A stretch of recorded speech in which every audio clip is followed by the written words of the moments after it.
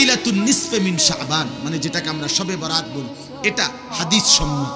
আমিও আলহামদুলিল্লাহ কম বেশি পড়ালেখা করছি, চুরি করে ফাঁসও করি নাই, মাড়ির তলের থেকে বাইরেছি না।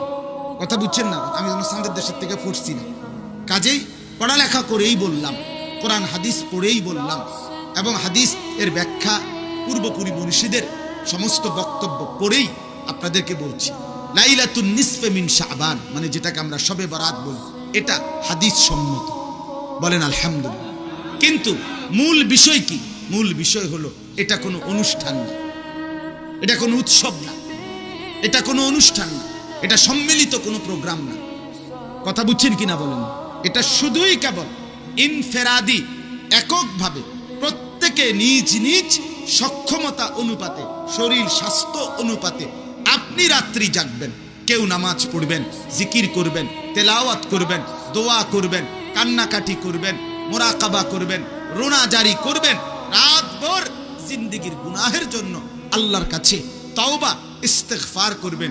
এতটুকু হাদিস সম্মত, এতটুকু সুন্নাহ সম্মত, এতটুকু উলামায়ে কেরামের অনুমোদিত। কিন্তু এটাকে উপলক্ষ করে মসজিদকে বাতি দিয়া সাজানো, বিশাল করে রং ঢং করা, অথবা বিরানির ডেক, খিচুড়ির ডেক, জিলাফির ফুটলা, অথবা দিনের বেলা হালুয়া, রুটি, এই সব কিছু এগুলো সম্পূর্ণই সুন্নাহ সম্মত নয়, হাদিস সম্মত নয়। কাজেই প্রান্তিকতার শিকার না হই।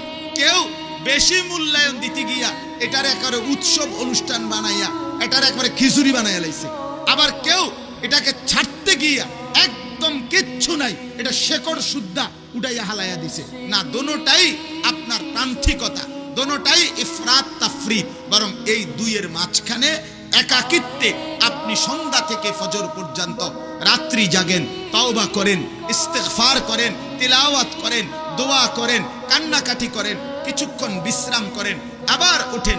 প্রত্যেকে প্রত্যেকের তৌফিক অনুপাতে আগামীকালকের রাত্রটাতে কেঁদে কেটে গুনাহ মাফ চেয়ে সামনের রমজানে পূর্ণ ইবাদতের যে শক্তি দরকার, অ্যাটম দরকার, পাওয়ার দরকার, এই রাতে অর্জন করে রমজানটাকে গঠন করার, আখিরাতটাকে সাজাবার পূর্ণ প্রস্তুতি নেবেন। বলেন ইনশাআল্লাহ, বলেন ইনশাআল্লাহ।